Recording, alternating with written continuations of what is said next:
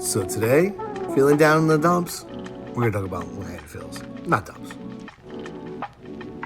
So we went on a tour today of Edgeboro Landfill, and so a lot of this information is going to come from that.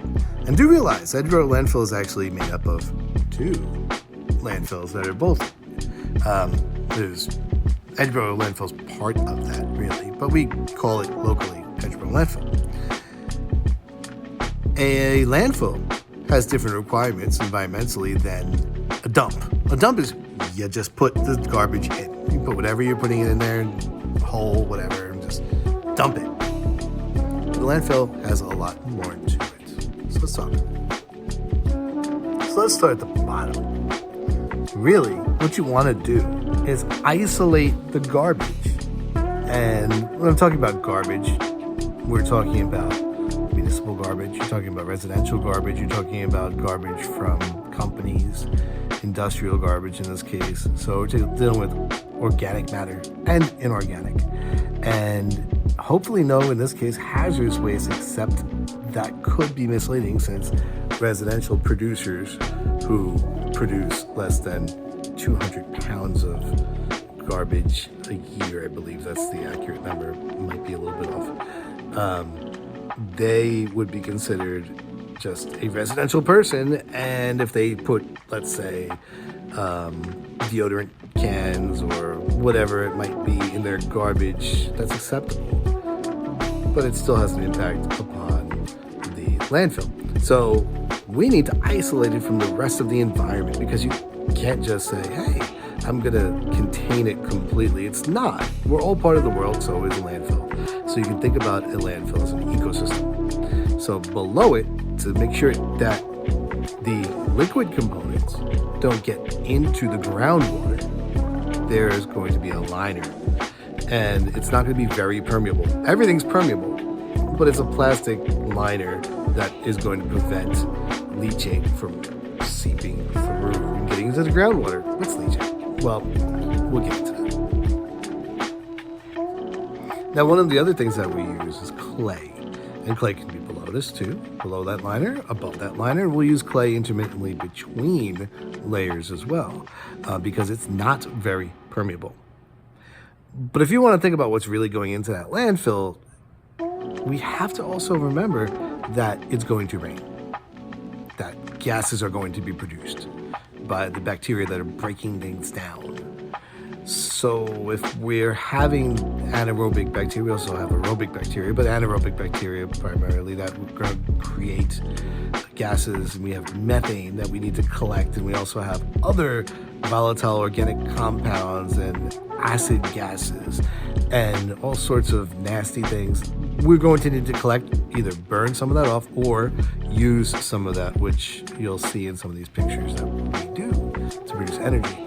We also have to be concerned about leachate and the water coming down from the rain. So, one, if we're talking about something that has a hill-like structure, yeah, the water's going to run down it. And as it runs down, one way to get it down quicker and not have it seep into things is make channels. And that's exactly what they do. They make these chutes that make little streams, and then they can collect what winds up at the end of the streams in a pool and pump it out as well. And that is what happens. So you have this liquid water, right?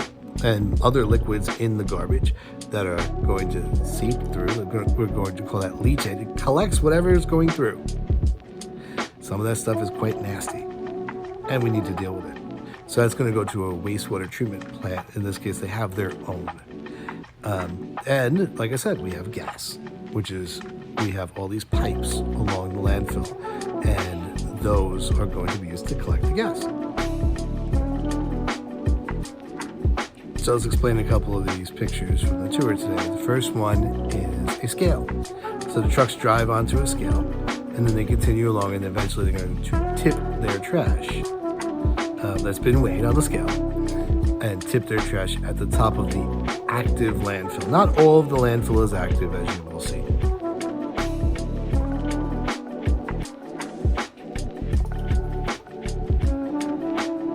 This picture, you can clearly see that some of the landfill has a liner on it, and that's a temporary liner in this case, that green liner. And that is going to be removed, and we're going to put more trash on it eventually. You can also see some areas that have some grass on them. They're not going to be used again. That grass has been now growing there for quite some time. And there's a clay cap underneath that where we've capped that part of the landfill because it's no longer active with clay after we've retired that. So now it has some soil on top, some grass on top, and it's growing as part of the regular old ecosystem. This pool, along with the pump that's right next to it, is designed to collect leachate, as we talked about. That will be sent to a wastewater treatment plant very locally.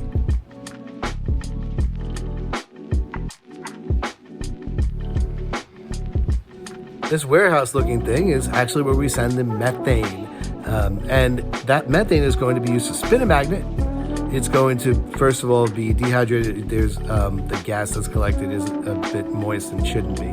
And then we're going to purify it a bit by, again, dehydrating it and using it to spin a magnet to collect some electricity. Because magnetism, electricity, they are connected. So that's really how it's going to work. You could power up to 15,000 homes.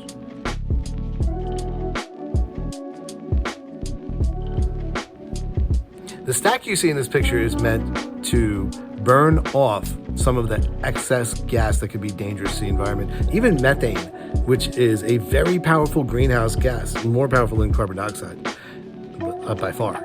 And we're going to get rid of that before it gets out into the environment.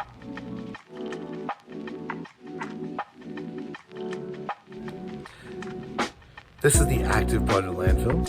You can see the trucks, you can see that they're tipping, and we will be exploring that in further detail.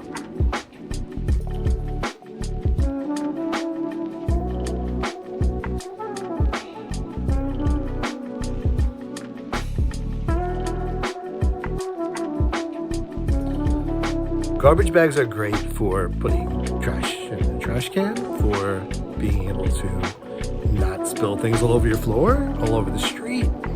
But once they get into the garbage truck, their use is really, they're negative, actually. So we need to destroy that plastic, and we need to compact the soil so the trucks can drive right up on the landfill. So what you see here is the vehicle that does that. Now, after every day, we do put soil on top of the trash. And it does a couple of things. One, it keeps them from flying around, keeps the vectors away, the rats, whatever else might be breeding in there. It helps to keep disease away because of that as well. It helps to minimize some of the wildlife that aren't vectors. So that soil is actually really important. And again, it's covered every day. So put some soil on, put some clay on, and then keep on going. Build those layers. And that's how a landfill works. And it's going to keep building up for another 100 feet is what we were told on this tour, at least.